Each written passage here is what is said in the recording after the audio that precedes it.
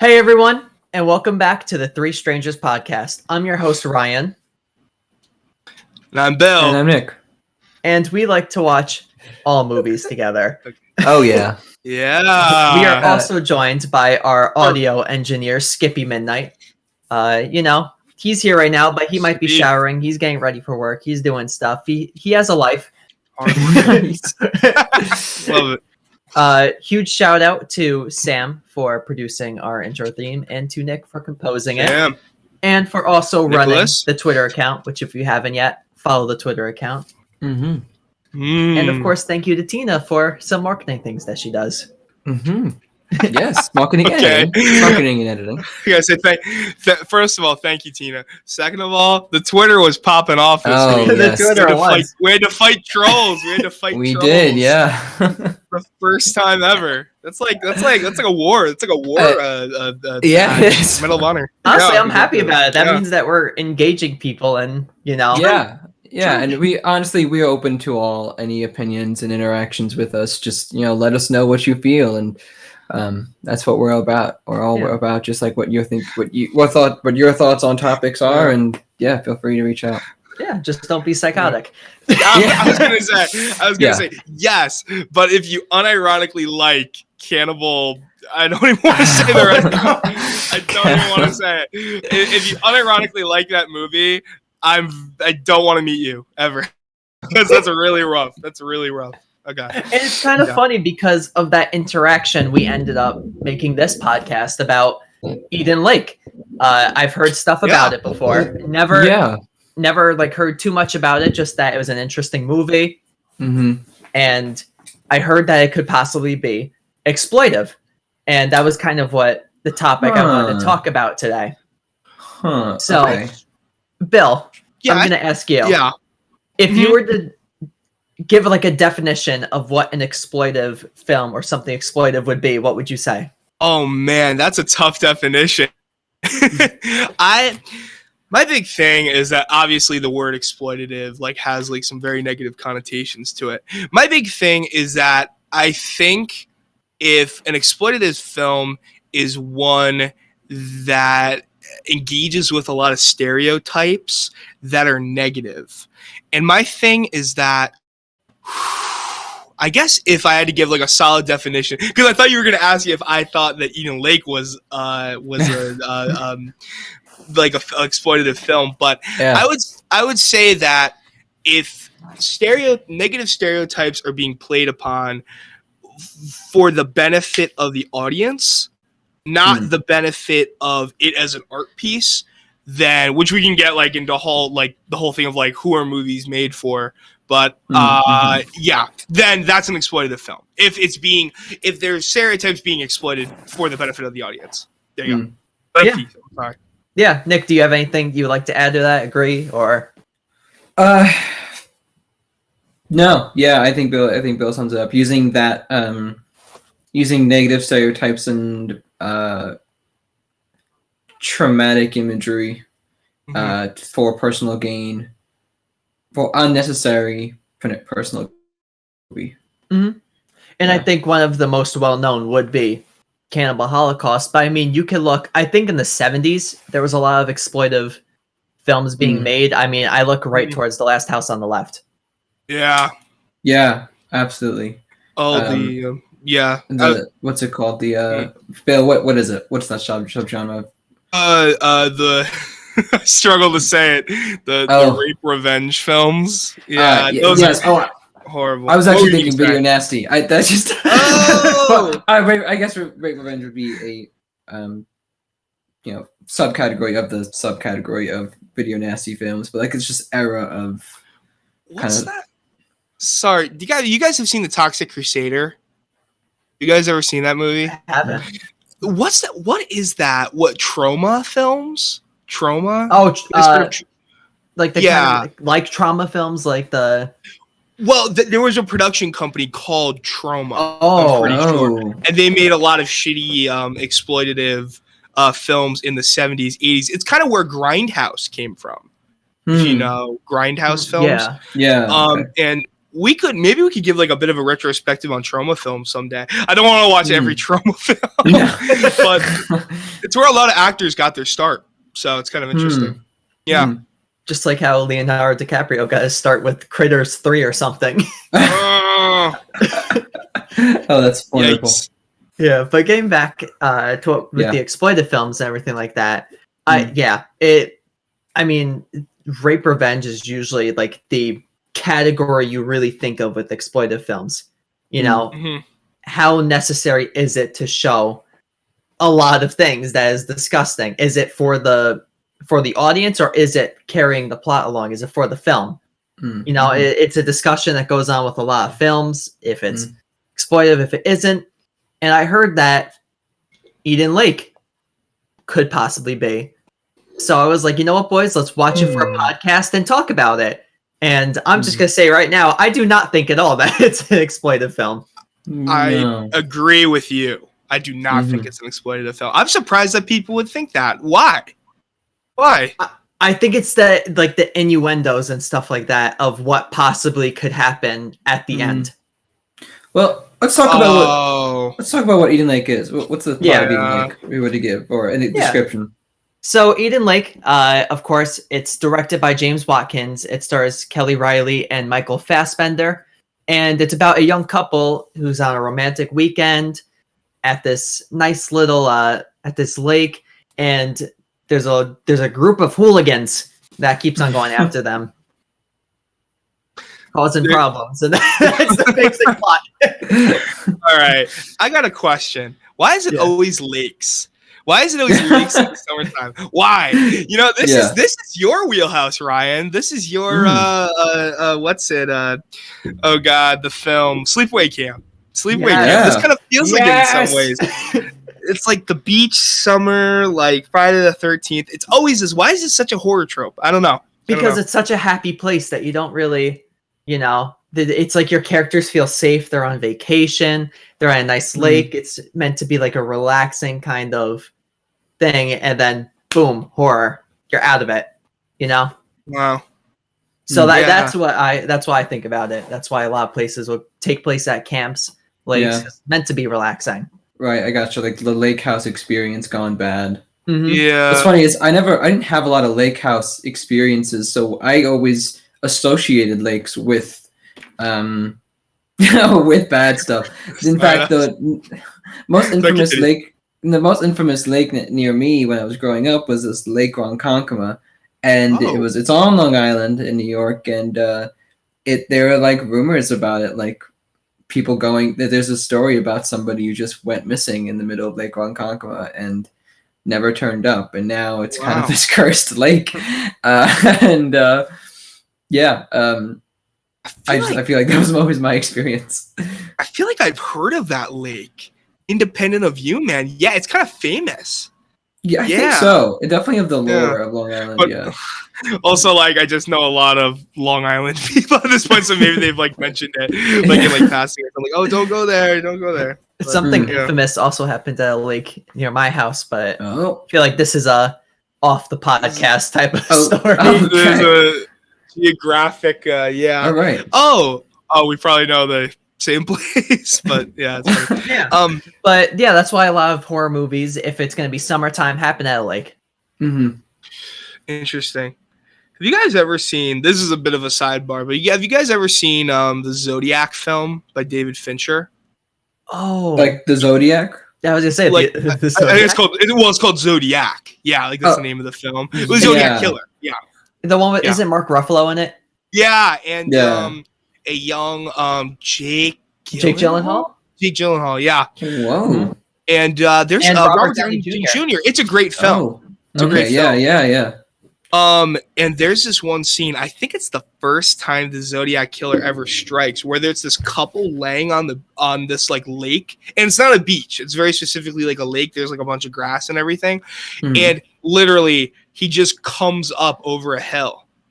He just comes up over this little thing, and they kind of see him coming from like a little while away. It's a great scene. They see him coming from like a little while away, and like I feel like there's this like play of stuff, and this kind of ties back into Eden Lake, where you're at like a public place but you really don't expect to see anyone, and then you suddenly realize that like they like mean you like ill harm, because the thing is that the Zodiac keeps getting closer and closer to them, and it's like, oh shit, like what are you doing, you know? And because he's like dressed up in his Zodiac gear. I'd love to do a David Fincher retrospective, because he did what's the big David Fincher? He did a lot of stuff. Yeah, he's great. He's a very great director. Which one are you talking about though? Seven. I think I'm thinking about Seven. Oh, yeah. That's the big one I'm thinking about. But he did other stuff too. He didn't direct Fight Club, did he? Yeah, he did. Whoa.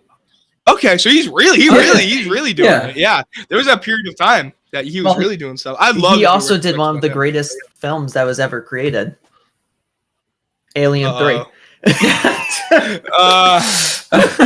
Okay, maybe a bit of a weak point. Everyone has their weak points. Well, that was his first movie, and then he went on to do 7. Oh, well, there we go. Well, okay. Recovery. Unless he did more. Oh, wait, I don't. What? Yeah. What is his Wikipedia page is wild. Okay, we're gonna leave that. It's like all messed up. Okay. So, like Eden. Yeah. But, yeah. So let's talk about what there was commentary on. Yeah. So this movie, it's weird that the exploitive thing comes up, because I feel like that's not the most important thing about this movie. It's Broken Britain and the hoodie era. Yeah. My thing is that I feel like I kind of knew about the Broken Britain thing beforehand, because there is a bunch of like, they call them like the Broken Britain films, and like I was like, oh boy, like there's the one oh god, that's kind of great. It's kind of a great film with Patrick Stewart as a neo-Nazi. You guys ever seen this film? Green Room. That might fall a little bit out of the time. Okay, yeah. That might fall a little bit out of the time zone that was being in, but kind of the same concept. But still commentary like that. Yeah, that's a great film too. My thing is that this is a pro. I mean, I don't know, but it's kind of a pro Broken Britain film, right? Pro concept, at least. That like kids are just gonna be violent hoodlums. What do you guys think about that? I wouldn't say it's pro. I mean, I think it was a film that tries to paint itself like you decide what you feel about it.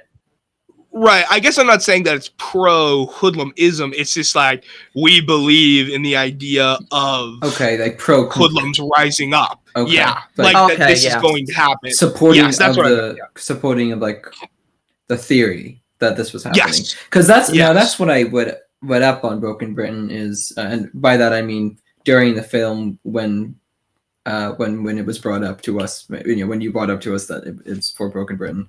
But anyway, it was this like blog of this woman who debated on whether or not it existed, because they used some kind of statistic and national survey that went out that said most families are happy with the condition that their family is in, and that it looked like things were getting better. But I don't know. I agree with you though. It's kind of is supporting of that theory that exists. Yeah, I feel like it never tries to take a side per se. Yes, as far as the children versus adult. Yes. Side. Yeah. Yes. Yes. Exactly. Yes. My thing is also though, the kids are the instigators, right?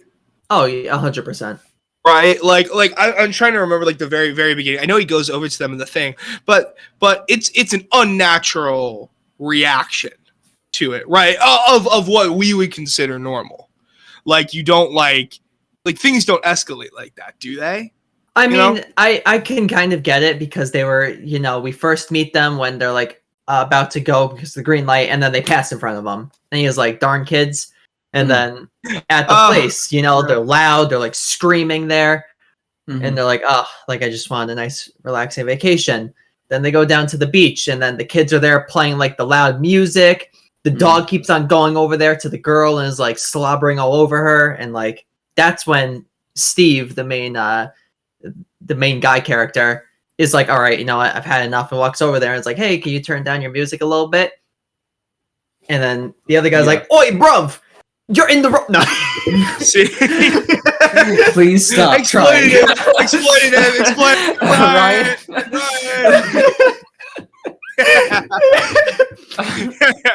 Oh my god, I need to send this movie to a few of my British friends though, and ask them to watch and like comment on some of the characters. My thing is maybe I'm too passive, but I would literally just leave the beach. I would not. That's go what I over would to have done. Okay, that would be my first con of this film. Maybe that's our yeah. I feel like I don't know, because like this was their vacation, and like you know, they were. It painted it that Steve was like, all right, there's been stuff that's been annoying me. I'm just gonna go over there and I'm just gonna ask them to turn down their music. He does the adult thing. Yeah. True. Yeah. So that's why I could understand his choice of doing that. I also would have probably left, been like, all right, screw these kids. But who knows? This might also be, you know, we're not British. You know, maybe in Britain they'll like confront a little bit more with stuff like this, you know? I just like I don't know. I personally cannot confront people in public. Like literally, the idea of going like even like if they were like kids that were like a lot younger than me and going over and be like, "Hey, all this stuff you're doing, like fuck off." Like it's just like, oh god, like that's just such like a weird thing. And like I know we're sort of living in like the COVID era and that like situations where you interact with strangers in public maybe a lot less than usual. I don't know. So weird. Here's where I would have. Oh, Ryan, no, you go. Here's where I would have stopped, and I agree. You know, Ryan, you're right. Like the adult thing to do would be to, like, oh, he does that, and he walks over to them, asks them kindly, and they say no. They pretty mock him and yada yada. But then they leave. And I think it's the following day that they go to leave and get something to eat because you're getting breakfast, right? Yeah. Oh, yes, because their breakfast goes bad. Right. Yes. Yeah. We should talk about that if you want to do that. Well, so first, before we even talk about all of that, I do want to ask the question before we start going over the film in its entirety. Did you guys like the movie? Sure. Yes. Yes. Yes. Okay. Do you guys think it was a good movie? I think it was very well made. I'll say that. Here's my thing. Like, I'm not gonna watch it again anytime soon. It's not a feel-good movie, obviously. It's not like, but it's also maybe because it was made in 2007. It's a bit grimy around the edges, especially when we get into all the stuff that happens later. I don't love gore though, but you guys know that. Yeah. What about you, Ryan? I really liked it. I will say, I think probably out of everyone, I think I'm gonna have liked it the most. Yeah, you like your gore. I do like a little bit of gore in my movies. I don't like when they overdo it, and you know, there's like livers being thrown across the room, stuff like that. This movie, the gore is very good. It's done well. There's no CGI. Like there is no CGI. It's minimal, and it's like all blood and makeup. Yep, really. It's all done very well. Like I really like the blood effects that they had in the movie. And I liked how kind of realistic it was. You know, the blood wasn't like a really bright red or anything like that. And they make a reference. Sure. They talk about it in the movie too. Dark blood, black blood. Sorry. My dad draws blood for a living, and so whenever I watch a movie with him, he is like the foremost authority. Like the blood would not look like that. That is arterial blood, and so I'm like so tuned into it. Great blood effects for a movie made on like $2 million. Oh wow, that's it. Yeah, that's it. Yeah, and a very beautiful set and filming location. It was very scenic. Yeah. Michael Fassbender's great. I don't really know the other female actress. She was great. Oh my god, Kelly Riley or something. I mean, we're gonna talk about her, but I think she should be probably up there with some of the best female protagonist final girl characters. Yeah. I agree. You know, it's sad. You know, of course, we're gonna be spoiling stuff in this movie. We haven't said anything really spoilery, but man, her fate, so upsetting. But okay. You know, let's start talking about the movie. Yeah. So sure, let's start with this. I think this is this first problematic scene. You know, so they're at this lake house. the husband really wants to go there. It's his childhood dream, or his childhood place, not dream, but his childhood place to go. He wants to go before they build development, whatever, all people, apartment building, blah, blah, blah. Sure. They say, so we already talked about the first time they're at the beach. That's when they first meet the kids. But then the second day, they wake up and their food has gone bad. And then they decide, well, we gotta drive somewhere and go get breakfast. Let's pack up. And then they get a flat tire because there were glass bottles put behind their tire. And the guy, the Michael Fassbender's character, goes, fuck, and he just has to change a tire. And they change it, and then they go to a town. My problem is I would not go back after that. Everything that he does up to that point makes sense to me. He does the adult thing. But to go back after you've got this beach where these kids are rude and there's glass everywhere, at that point, it's no longer a beach that I would like to stay at. I will not be returning. I will find somewhere else in the area to go on a vacation. Maybe that's me, but that's my first con with the movie. Oh, you would the realism and logic. You have a problem with. Okay. Do you guys think that the kids are the ones that made sure their lunchbox was open when they went to sleep? Must have been. I think they hint at it when they keep on showing outside of their tent and stuff, just someone kind of standing out there watching them, and it's 100% Brett. Brett was off his noggin in this movie. Well, sorry. When did they run into the kid with the insects? When did they run into Insect Kid? Right in the beginning when they're going to the lake before they run into the hooligans again. Mm-hmm. So. Okay, so because it's implied that their lunchbox, whatever, that has all the insects is because of Insect Kid, right? I don't think it's because of Insect Kid. Okay. Oh, you know what? Because he's. Yeah, that's where my logical conclusion went. But the Insect Kid is with them. Right? Because remember they were terrorizing him, and he was on the lake too, and they made him. They made him run away. Okay. Sorry, maybe it was a breakdown of my logic. Sorry, I just see a kid collecting insects. I'm gonna assume that any insect-related thing is him. He's insectoid. I don't know. No, remember they terrorized him. They were very mean. Right. Okay. Now I remember. There is a line that they say, "Hey, you said you wanted to be part of us. Do this." Yeah, but that's way later. So I can see where that could come from, Bill. I don't know if it's concrete, actually. I don't know if it's concrete about. Yeah. But either way, do you guys think it was planted? There were bugs in their food. I think so. The other thing also is they left their lunchbox outside. They did. What do you expect is going to happen in the summer? It's not very bear friendly. So I don't know. But I think it could have been either or. I think it's up to us to decide. My biggest thing in this movie is I just want to say the kids are great actors. They're really good. It doesn't seem, and maybe it's the kid thing where there's sort of inhibitors turned off that makes a performance bad when the inhibitors are on. But these kids, they're it almost doesn't seem like they're performing. Mm-hmm. They're just being really bad kids, which I guess they are. But it was so good. I was just impressed the entire way with the performance of the kids. And you could see all of their different personality traits in their little group, which I thought was great. Group dynamics. Yeah. Mm-hmm. The group Brett, dynamics, the leader. Yeah. There's a theory behind. Yeah. There's a theory about group dynamics, and it's finding a leader and then following, the leading, but whatever. I can't think of it right now. But they do bring up, there is something you talk about, the behavior of children.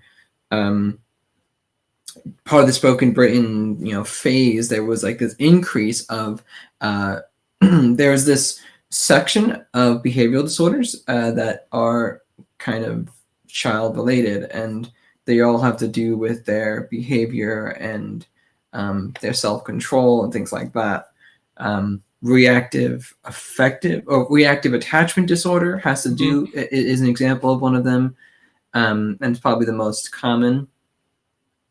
But I think it's quite interesting because I think with Broken Britain, that theory of Broken Britain, I guess they're trying to imply that these children do have a behavioral disorder. Maybe I'm biased because it's my field that I'm like looking at it through the lens of. Yeah. But what do you guys think? What's your opinion? Well, like I'm like doing a lot of child psych stuff right now for teaching.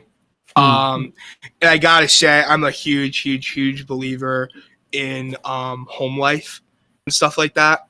And my thing is that I think we sort of get it. I'm going way further into the movie, like at the end there.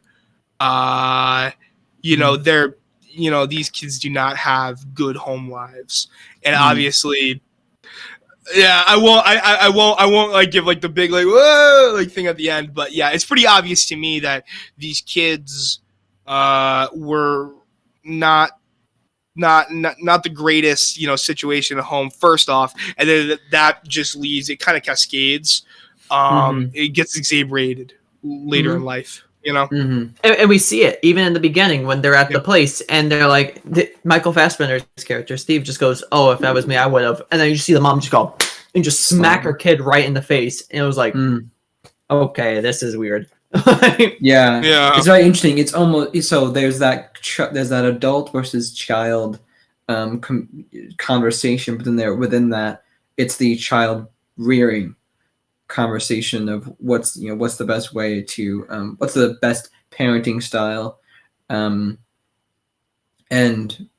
the universal acceptance right now is authoritative, not authoritarian.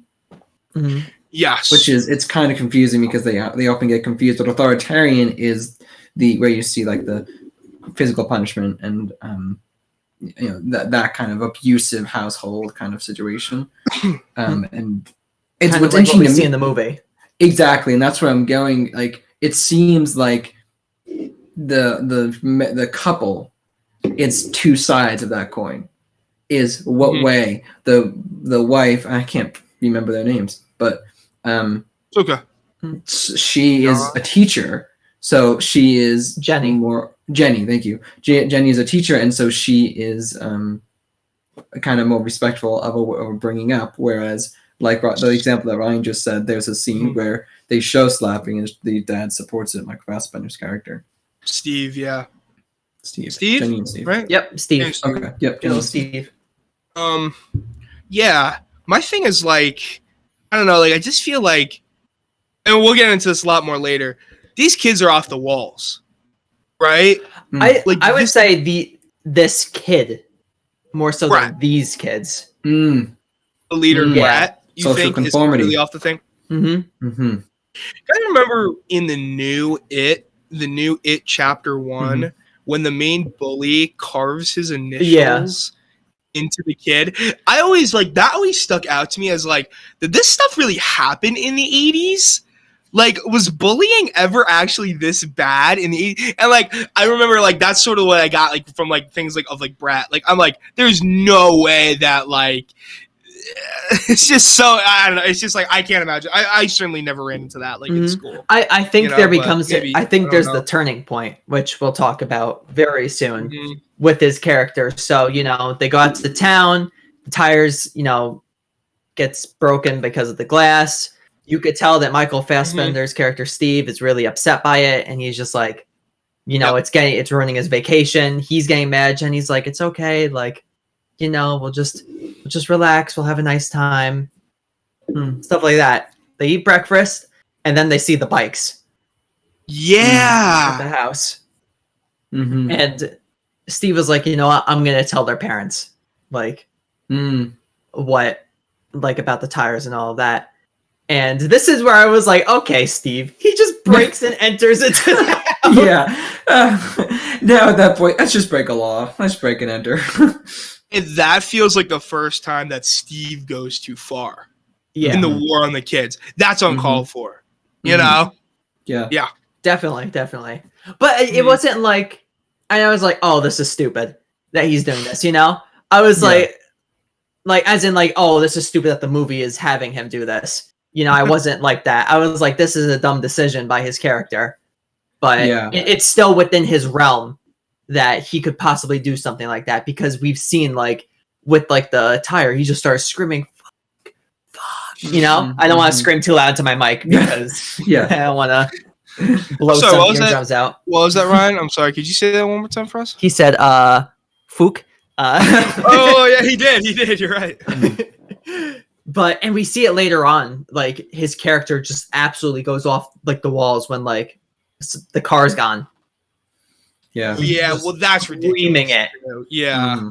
Yeah. But yeah, he breaks into the house, and then one of the kids' dads comes home, and he's like, "Oh shoot, I'm literally in the house right now. They're gonna think I'm breaking and entering." Yeah. He like goes upstairs. He's able to get out of the house, and it's like, all right, no harm, no foul, because nothing happened.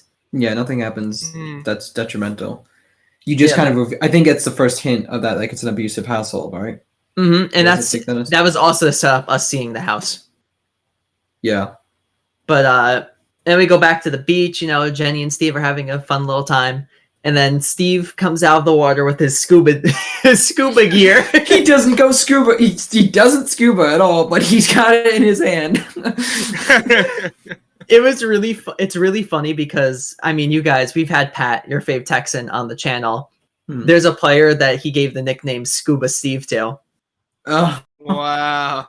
Mm-hmm. Wow. So I was like, oh, Scuba Steve. But yeah, do that. They find out that the car keys are missing, the wallet, and his phone are all gone. Right. And we even see he does still have his ring, because, you know, he was going to propose to her. Yeah. And that's where I was like, oh, no. Because, like, that's when you know something bad's going to happen from that moment. It was like, we're going to make you feel really bad if something happens. What's it? Yeah, no, it's definitely a good thing. Yeah, I almost forgot the scuba part. Oh, man. I don't know. It kind of plays in, like, the whole thing, like, something could happen to Jenny and he wouldn't even know. And then... Yeah. We'll get there again. So we're just going to go right into it. Mm-hmm. Yeah, they start joyriding the car, the kids. They almost run them over. Yeah. And finally, there's like the big confrontation where Steve is like, yo, give me the keys back. Won't call the police. Just give me them back and we'll leave. We'll be gone. And the kid's like, oi, bruv, I don't know what you're talking about. Yeah. Which is when I had to put on, and I don't want to stereotype or slander here, but I had to put on subtitles because I realized this was like a really important scene, and honestly, normalize watching movies with subs. Just want to say that. I always do. Yeah, definitely. It's accommodating for those who are hard of hearing, and also you get to see everything. Like you don't miss a single word, which is perfect. Because sometimes you have characters that like whisper something. You're like, what the hell did they just say? Exactly. Takes me out. Yeah. Takes me out of the movie. Yeah. Yeah. So I always like to have them on. But, you know, there's that confrontation. He's holding the dog back. The dog starts like barking. One of the other kids comes up to him with a knife and is like, you know, we didn't steal your damn car. Like, leave. Although we all know they did. And then finally it gets to a point where there becomes like a fight kind of breaks out where Steve is trying to take the knife because the kid got too close and was like gonna do something to him. And there's the tussle with the knife, and then the dog ends up breaking loose and tries to jump on Steve where it gets stabbed by the knife during the struggle. He ran into the knife 10 times. No, sorry, that was I got the reference. I got it. Oh gosh. See, my thing is that if somebody stole my car and see things, it'd be hands. I'd already be fighting these kids. Yeah. I don't care. Like I think that Steve was actually pretty good and nice about it. He's like, just give me my car back. I'd be like, you know, I mean, I don't know how far I'd get against like 7 or 8. Like, I don't like I'd be like, well, it's just like it's like, don't fuck with me. Like, I don't know. Like, that's definitely my my thing. Like if maybe it's like my personal thing, but like I feel that everything that Steve did in that scene was totally justified. Yeah. Because the dog jumped him. Yeah, and like he did, like literally, you don't see him move the knife to kill the dog. The dog literally kind of just jumps right onto it. Runs into it. Yeah. And so the dog is dead, which is a horror movie. You all know that dogs die in horror movies. Unfortunately, yeah. Always. And that's a sad moment because it's like, that's like the first bit of grief that you see, and it's the antagonists. Yeah. And you're kind of like, that does suck. Like, and you're like, oh, this isn't good. Yeah. This isn't about to be good. They've been antagonizing them the whole time. And now a dog is dead. And it's his dog, Brett's. And then that's when you see like the switch just go boop. You know? Where he's like, okay, I'm a psycho killer now. Yeah. And they pick up on that because they bolt towards the truck. Yeah. Steve and Jenny. Yeah, because they know they have it coming, and one thing leads to another, and they get swarmed, and then they crash the truck, and they're trapped. Yeah, well, Steve is trapped. He gets pinned between like a branch that's like I don't know if it was in him. I think it was in him. I think it was. A little bit was in him, but not badly enough to where he was like in full on pain. He was kind of like, I'm stuck, like. And he tells Jenny, "You just book it, run, go get help. I'll be okay." She doesn't. Yeah. she doesn't do that. She just kind of runs away and then falls asleep in the woods, and then. Yeah, which I thought was a really interesting decision of waiting till the morning and then going back to the car to see if he was still there. Like he's obviously not going to be there. I think it was like one of those where we're not going to have a lot of good lighting. Yeah. If this happens at night still, because the car lights are broken. We're in the middle of pitch black night. So I could kind of get the decision of why you want it to move to the day. I don't know if she fell asleep because it just kind of cuts to her and then she's just kind of like happily walking and now why wouldn't she go to the police at this point? Because she's lost. All right. Is that a suspension? All right. Yeah, suspension. Okay. Yeah, turning off my suspension at this point. I see. That's why I think it's because like they have no idea where they are right now because they had to wander through the woods to be able to find the kids in the first place. Maybe you're right. Yeah, you are. So like I get it, but at the same time, it's like, and also she doesn't want to leave Steve. Yeah, so that part I get. Like she is attached to him, but the moment that he goes missing, it's like. Well, now you do truly have a dilemma. He has the other thing. He hands her the cell phone. At that point, your first step, right, should be to find service. 911, yeah. Or 999, I believe, or whatever it is for them. Oh, for. Or 112, I think, or something. I don't know. It's different for Great Britain. That's all I know. I think it's 999, the number, because I think they even say something like, "She's fucking calling 999." I don't know. Sure. Yeah, I guess. They say something like, "Oh, there's no service," but like when you looked at the phone, it had service. So that's why I was like, "Wait."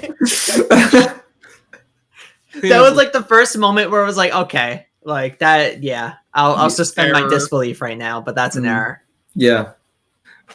It's like, the phone has no service. Also, you have no clue where you are. And it's like, all right, like, sure. Like, I don't know how deep they were into the lake area. They were pretty deep. Because they take a lot of time walking and running through the woods. And there was a lot of ground that they cover. Yeah. They do. So, I don't know. I can suspend it.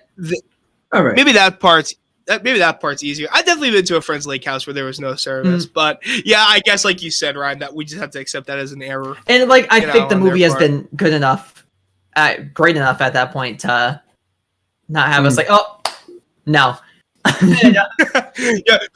tuned off, too much. What is the thing? I don't know. It's like, is this where she walks back and she finds Steve in a rather unfortunate position? Yeah. This is where right? We see like the group dynamics start to come out, and like we really get to see the personality of the different kids in this group. We just see Brett as like psycho, like he's like, yeah, we're killing him, you know, he's done, he's done so.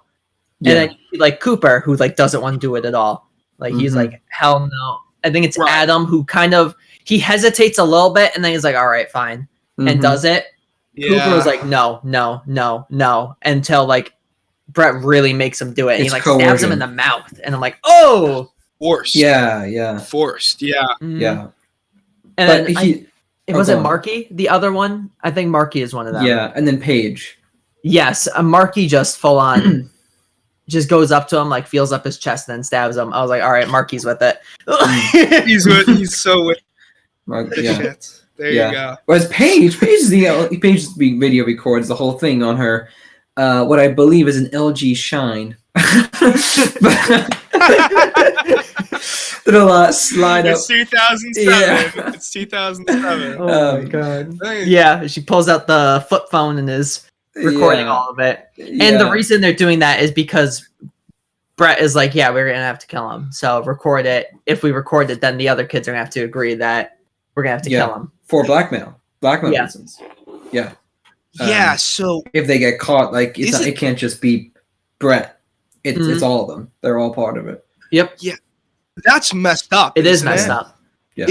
Isn't that messed up? The fact that because I was a little confused with it. I was like, oh, like because if they got to kill him, they want it to be like a kind of group thing, which is fucked up. You know. Yeah. I mean, you could still probably. I'm just thinking like legally, you could argue that like Brett was like coercing them into it. Definitely helps if you don't look like you're enjoying it. You know? Yeah, Marky would have been done for in that recording. He was done. He was getting locked up. Yeah, go away forever, Marky. Yeah, he pulled out his own like box cutter. I was like, damn. I was like, yo, he's been waiting for this moment. It's so funny. Yeah, so I mean, funny. Yeah. Not kind of funny is the right. Yeah. So, it's so funny that Steve is getting beat up. Okay, I gotta say, this whole like thing of him being barbed wired to like this like thing, there's some imagery here that I feel like I'm like almost missing out on. It's not quite like a crucifixion, but it's definitely something, right? It's definitely something. Yeah, it's like it's ritualistic. Yeah, that's a good point. Yeah, ritualistic for kids who have never really killed before. Right. And want to see someone, get tortured. Yeah. Because this is also, where'd they get that barbed wire? Yeah. Can you buy barbed wire? Is that a thing? Farmers can. I think so. Yeah, you can. Yeah. But like they went to their local Tractor Supply and bought some barbed wire. I don't know, man. I think they went to the Suspiria Mansion rummage sale. They're selling it by the foot. Listen, bro, I was waiting all podcast about that joke, man. I don't know. But yeah, Phil was just like, all right, that was it. That's it. I'm out. End the podcast right here, everyone. Yeah. 3 screens. Okay. It was at the scene where I thought I had it figured out. I think there's that and I don't know where this originates. I mean, I want to say The Outsiders, but there's that gang, that gang child, concept where the one leader is the worst, and then what we see usually happens is a member, if not all of the members, turn on the leader at the end, and that's how it really progresses the story.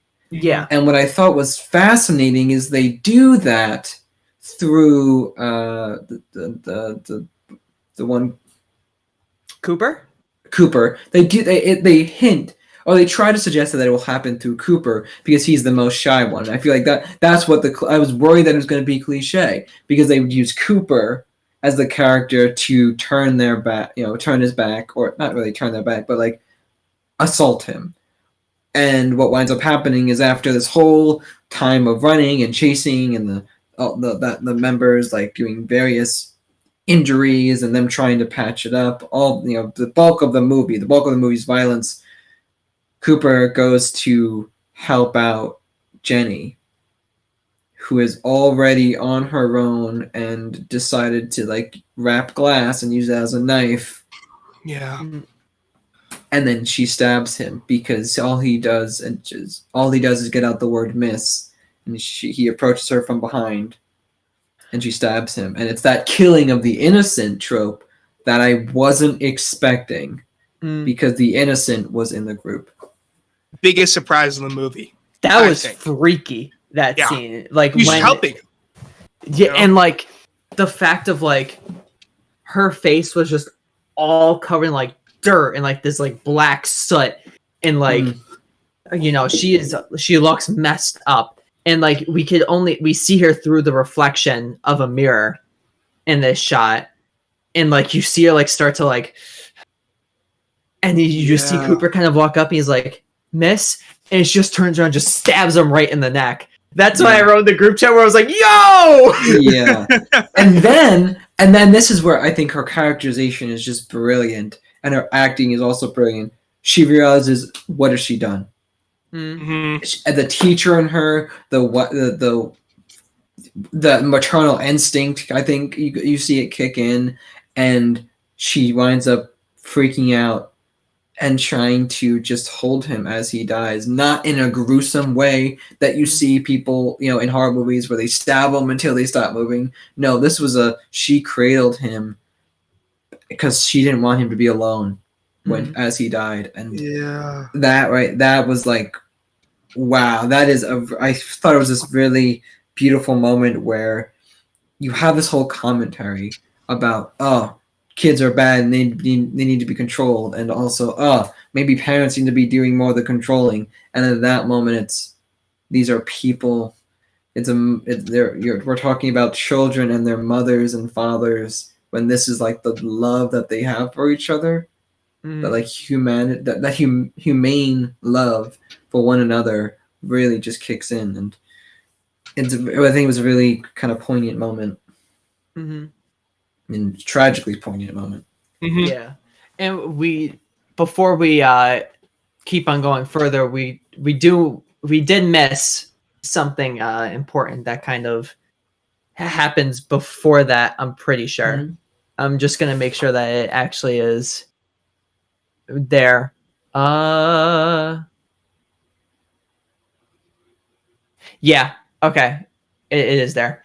So what happens before that moment? Steve dies from his injuries. Yes. He got stabbed a lot. Very sad moment. Jenny finds the ring and like puts it on, and my guy Steve.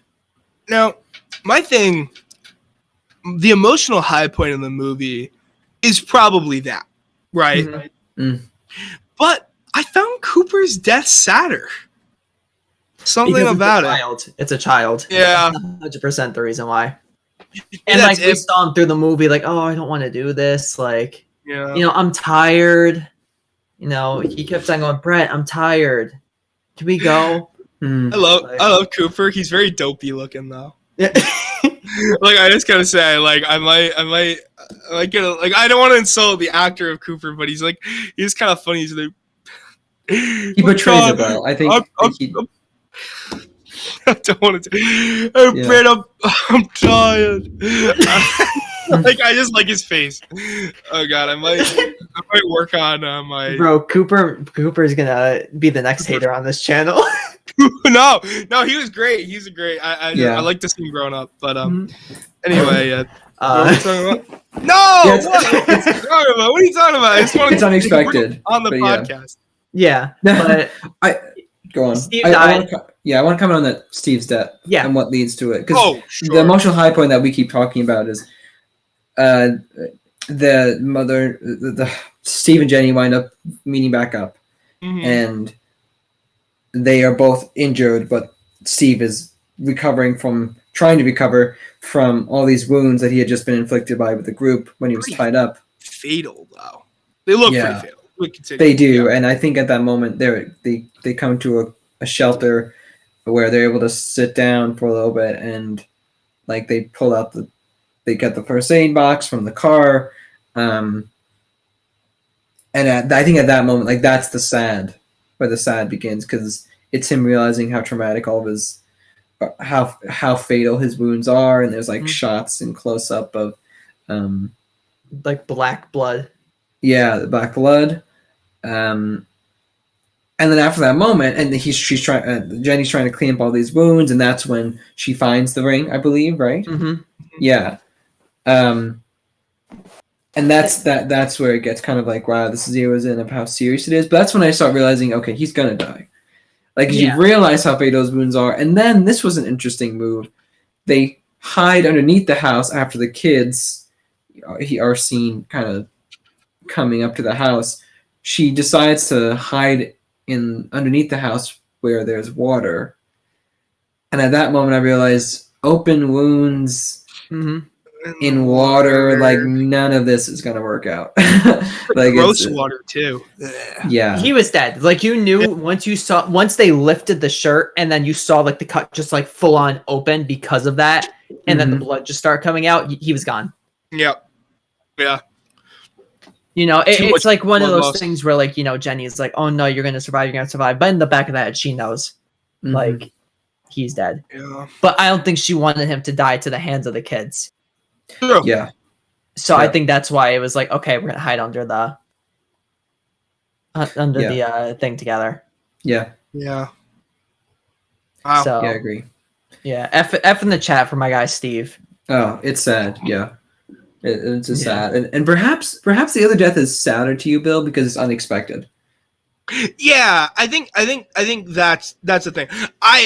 It always seemed like Steve was gonna die, like it was gonna be like, you know, like a big thing to me, and I guess that's why that's what the Cooper thing was sad, and just like how, like, I don't know, it seems so unnecessary. But it's not like Steve's death was necessary. You just saw it coming from a long. You're right, Nick. You're right. You're right. Okay. Thank you for digesting my thinking. Thank you. Yeah, no problem. Thank you. And I also think because we've watched so many different horror movies, we could kind of expect, oh, this character most likely is going to die. Yeah. You know, that's what makes the good deaths good, because we're like, oh, we didn't expect them to die there. Yeah. We're like, right. You know? See, I thought Steve was gonna go out in like some sort of blaze of glory to save Jenny. That's what I expected. Like, it was gonna be like, no, like I'm gonna hold them off or something while you like get away, but like actually hold them off this time, not be like pinned up against the, you know. But oh god, I don't know. Interesting choice on their part. And then we got a gruesome injury with Jenny when she's running away and steps on like a spike or like a stick. Yeah. Oh, I was like, oh, so bad. Oh, it's so bad. That's unexpected.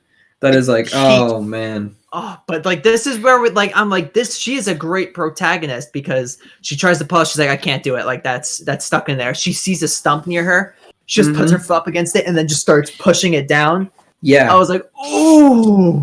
I was like, that's a smart decision. Horror movies love. Okay, I don't know why it's such a thing. Like, they love the foot spike because it slows you down for the rest of the film. Yeah. Because your foot is now like completely mangled, and so like you're kind of half limping on it the entire thing. But this one was so particularly bad. It was so bad because it just went full on through like her foot. We saw it on both sides. Went through. Yeah. Oh, such a gruesome injury. And they take no time. It's not like a Final Destination, you know, where they like zero in on it and they build suspense. It's like, bam, you see it, bam. And it's like you have no time to like anticipate it. And at that moment that she pulls it out, she ends up like climbing up like the hill and like pulls herself up to stand, and then Adam's standing there. Yeah. And we're like, oh, like Adam, he got bullied by the kids, you know. Yeah. But Adam, there's a small glimmer of hope, but then there's Adam gives her up to the gang. And I think it's the fear. It's the fear of what the gang will do if they find him with her. I think that's why he does it. Yeah. I agree. I don't think, like, of course they say you wanted to be in the group, but I think it's mostly because of fear. Like, he doesn't want to be attacked by them anymore, which is why he would want to be with them. Mm-hmm. However, do you guys think he purposely doesn't hit her as hard so she wakes up? There's this line when they're the scene after this is they wind up chaining them together and they burn her and Steve. Oh God! They burn Steve's body because he's already dead. But she is able to get out. But in the scene, they go, "Oh, you didn't punch her hard enough. She woke up." And then there's an argument that says she's awake. We shouldn't be burning her. And I feel like it's that clash. You get that group dynamic of, oh, maybe they're going to turn on him. Maybe they'll turn on him. But then they coerce and bully Adam into lighting the fire and recording it again because, they have to. Brett doesn't want to go down by himself if they end up getting caught. I gotta say, these kids, they know how to murder someone. They got great production values. These kids oh God, chaining up somebody with barbed wire to this thing. Oh God, recovering the body of Steve so they can burn together on this big thing. Man, these kids know how to. They can know how to do it. I'm hiring them for my murder event. I'm hiring them. Yeah. They're great. I wonder if they freelance. Well, Brett might after. Oh yeah, after everything that happens. I want to talk about that later, but yeah. So we we have a cutoff right now at 4:30 of our podcast. So we have 17 minutes. So we're gonna try to speed through a little bit of the end. So she gets out of the fire. Sure. Brett's like, "I'm gonna burn Adam if you don't come back." In 3, 2, 1, burns Adam. I was like, "Damn!" Like he didn't even wait. He was just like, no time. 3, 2. I was like, yeah. Mm-hmm. He was literally just saying 3 when he started burning him. I was like, damn. Yeah. Then you heard the scream. The screaming in this movie was so realistic. I didn't feel myself have a reaction to a scream since I watched The Orphanage. Yeah. When at Adam, the end with that. Yeah, with the Adam scream, but also later on. Yeah. Mm-hmm. So, Adam, he's dead now. She finds a map, so she kind of knows where she is now. And, she stabs Cooper. Yeah, I'm skipping a few things. Okay. Yeah. There. But after that, Brett gets really mad. And, who is it? Who's the one that's with him when he goes, crazy? It's not Mark. Right. Is it Marky? Does Marky die? Might be. I don't think Marky dies. A lot of people start dying. It's the one who didn't want to do it. Who didn't want to stab him at the beginning, but kind of was like, fine. I don't think it was Marky, because Marky was for it. Shoot, who was it that died? I'm gonna look up the. He starts killing a lot of people there. Yeah, Brett winds up. Oh, is it Ricky? I think it's Ricky. Yeah, I think so. Because because remember the brother, so I think it's Ricky who dies. Paige runs away, and Jenny ends up finding the wall, from the development where that fence started being made. She's like, "Oh my God, I'm so close to the outside." She jumps over it and sees a car. The guy stops and she gets into it and says, "I'm looking for my brother Ricky." And she was like, "Ricky?" And then that's when Brett and Marky go over there to him. And she's like, "Oh, shoot." Yeah. And she ends up stealing the car. So it is Ricky. It's 100% Ricky because Ricky dies. Yeah, it is. Yeah. Ricky dies. Ricky. Yeah. So, and then she steals the car. She's driving and then she ends up getting hit because she wasn't paying attention. Paige gets hit. Yeah, which now here's something I'd like to run by you guys. So, some color theory, and what color theory is Western, so it doesn't really apply so much to a Britain film. But Paige is wearing the lightest clothes. Now, I don't even know if they're white. She's only shown at night, so it's a little hard to see if she's wearing a white sweatshirt. But there's that purity aspect there. Because Paige is the only one that doesn't lay a hand on either Jenny or Steve. True. She's the filmer. She doesn't ever lay a hand on them. I think she's wearing gray, if I remember correctly. Okay, she's wearing gray. Yeah. And I just think it's very interesting that like no matter whatever she was wearing, she stuck out from the group because of what she was wearing, which suggesting that she wasn't like them. Cooper was the other one wearing the brightest thing. I think it was blue, but still different from the dark gray, attire, suggesting that he was an innocent, and also Paige was relatively he was innocent, and they were. You know what I mean? Yeah, he was more of a youthful. Yeah, I think they all were wearing light colors, kind of, except for Brett and Marky. Oh, maybe. Yes, exactly. Brett and Marky, which wind up being the most violent throughout the film. Marky was the dark red, like the deep burgundy red, and Brett had, I think, the black sweatshirt on. Yeah, I got a good group image here that was obviously taken for the movie. They look kind of styling. To be honest. I'll send it to the chat. But yeah. So where does this put us now? How many people are dead? Quite a few. So, we've had a lot of people die. We have Cooper who's dead. We have Paige dead now because she gets hit by the car. Right. We have Ricky who's dead.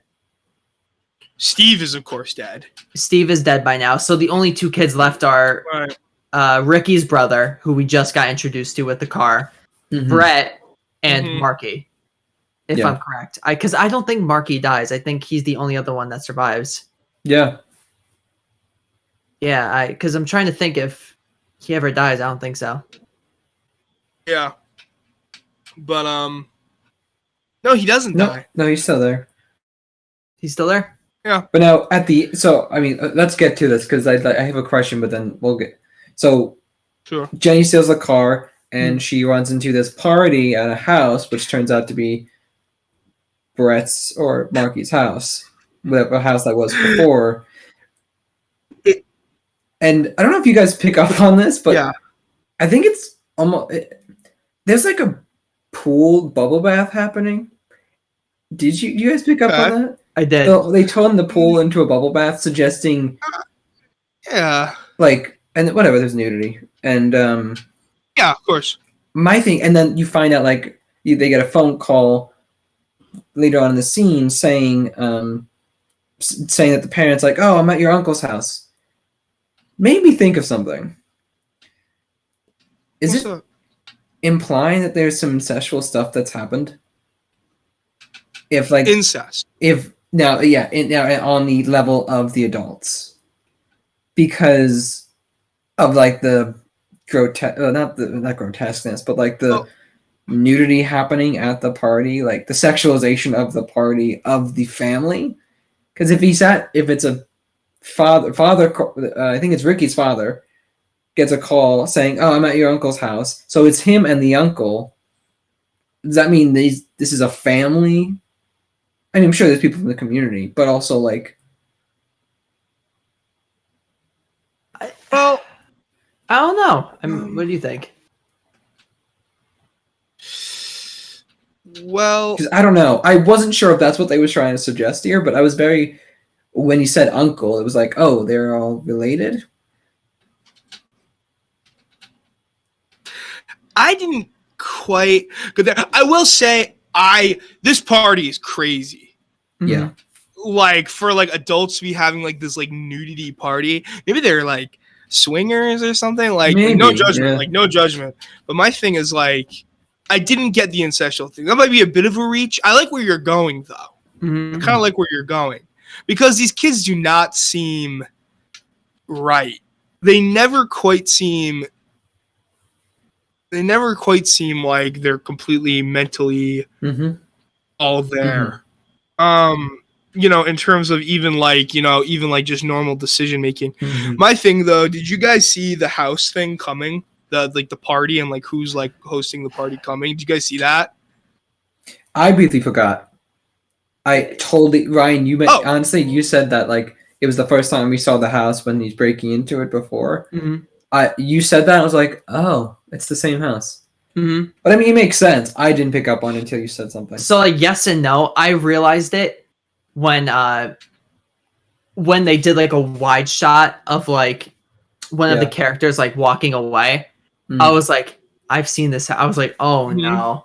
I was like, oh no. And then right after that, like a second after the dog barks, and then you see the Bonnie and Clyde thing, and you're like, oh my god, the dog. And then like they show you see her start to sit up, and she sees the pictures, and you're like, oh no. She is in Brett's house.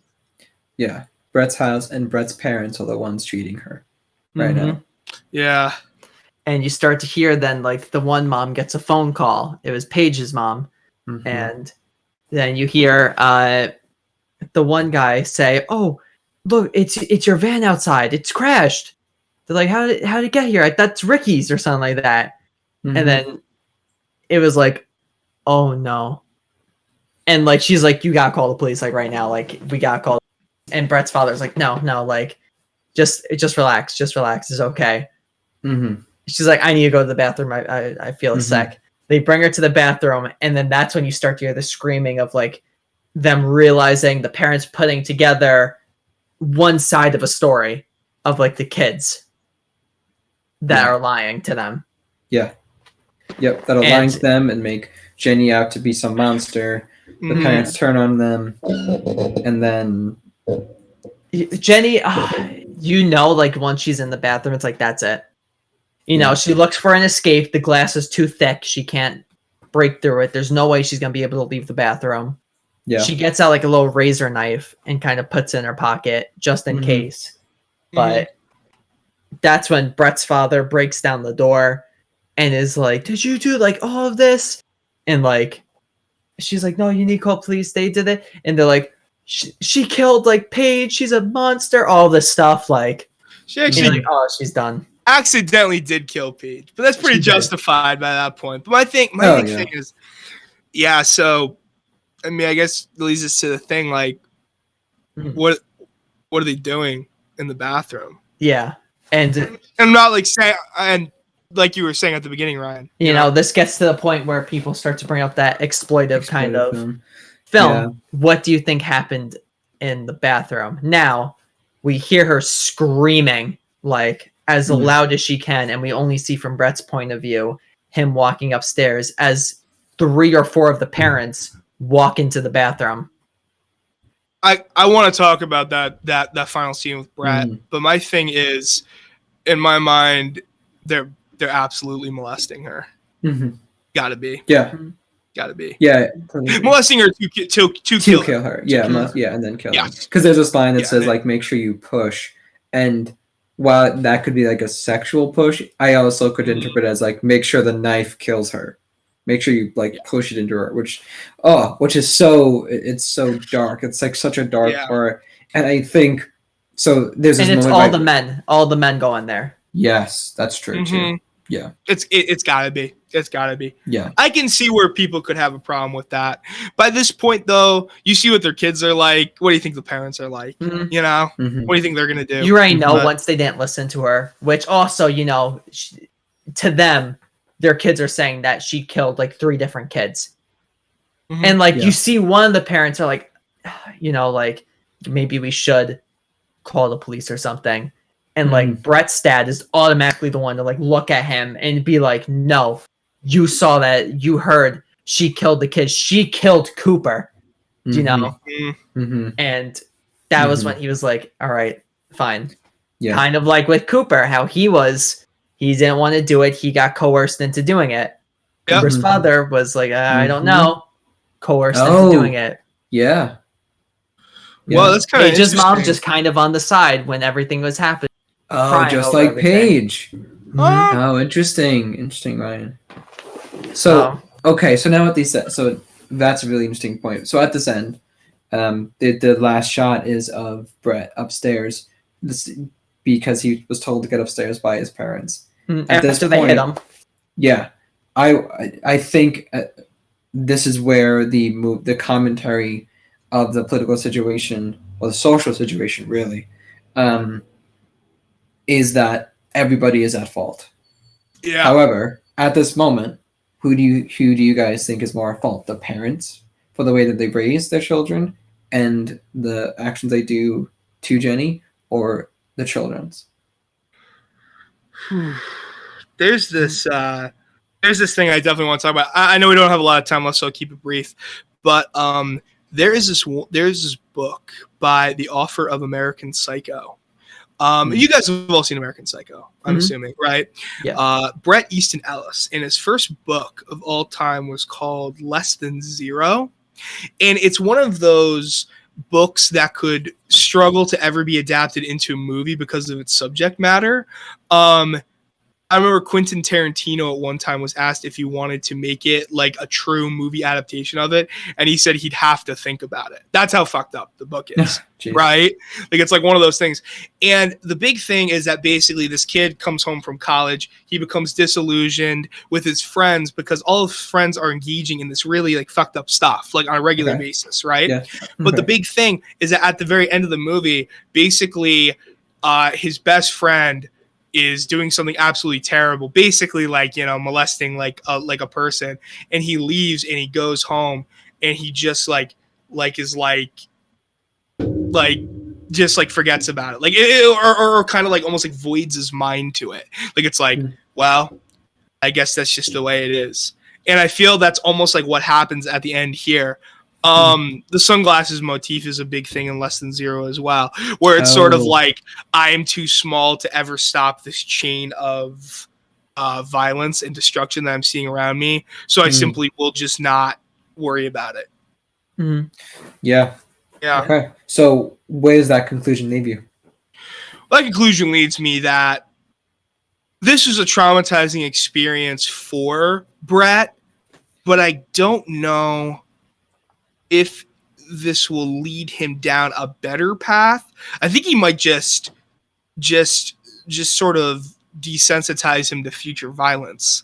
Yeah. Maybe. Okay. That's what I thought. Because we even see like the parents, like how the dad was like, yeah, we're, you know, like if the son, when the dog died, we're going to kill them, you know, we kind of see how they kind of are becoming their parents.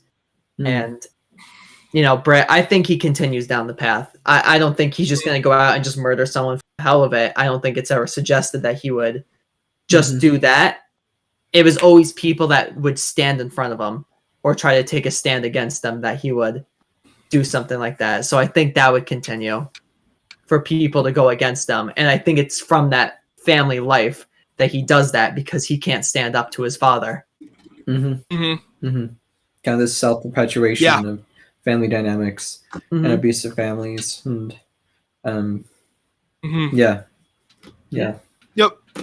Yeah, like there's absolute correlation. I'm sure you can speak on this, Nick. Kids that get abused are more likely to abuse their own kids. Yeah. Horribly unfortunate. It's very horribly unfortunate. And there's the only hope is that, you know, honestly, like, is the therapy and like introduction to what a normal house or family looks like. And maybe that happened. Maybe that had to happen in Great Britain in order for them to realize and have this not be a thing anymore in the mid 2000s. Maybe that whole subgenre of films really impacted society. I don't know. But I think it was an interesting fact that this came up, and the whole parent versus child debate really was prevalent in this. And I enjoyed it it was horrific, but it was an interesting commentary for a horror movie to have. Yeah, I agree. So we've hit our 4:30 marker. So we're just going to end this by giving our ratings and if we recommend it. So Nick, you go first. What would you give it, and would you recommend it? A 7.9 out of 10. I would recommend it. Look up what Broken Britain was about, and definitely watch it and see what you think. Yeah, I'm in the same vein as you, Nick. I'd give it like maybe a lower bit of a thing, like 7.2, but I'd also recommend this. Beyond this whole like connection thing with Broken Britain, it's a good slasher horror film. Yeah, I'd probably give it an 8, just straight up an 8. Right. And I would recommend it. And also, just quickly with the exploitive thing, I don't think it's exploitive. It would have been exploitive if they decided to show what happened in the bathroom. That would have then made it exploitive. Yeah, they kept it ambiguous safely, which was they were respectful about it, I guess, in a horror movie kind of way. They were respectful about it. It would have been a very different movie had they shown that they had done that to previous people. that was something that they did. Mm-hmm. Yep. Yes. Yeah. Which Definitely. sort of implied that might be the case, but it was never shown. Implication is a heavy thing. Yeah, and it never feels the need to have to overly explain anything, the movie. Mm-hmm. Yeah. Which is good. But all right, so thank you everyone for watching this podcast. Be on the lookout for more podcasts in the future. Thank you, of course, to Bill and Nick for being here, for talking about this movie. And thank you, of course, to Skippy for being here and, just doing what he does. We'll be back soon. We're going to be doing some more movie reviews. We have talked about possibly doing a comparison between Jekyll and Hyde the musical, and we're going to look to see which Jekyll and Hyde movie is the best and kind of compare them. Not a bad idea. Yeah, we'll see. We'll see if that'll be the next one, but that might be in the future. But remember, don't talk to strangers. Bye, everyone. See ya. See you guys.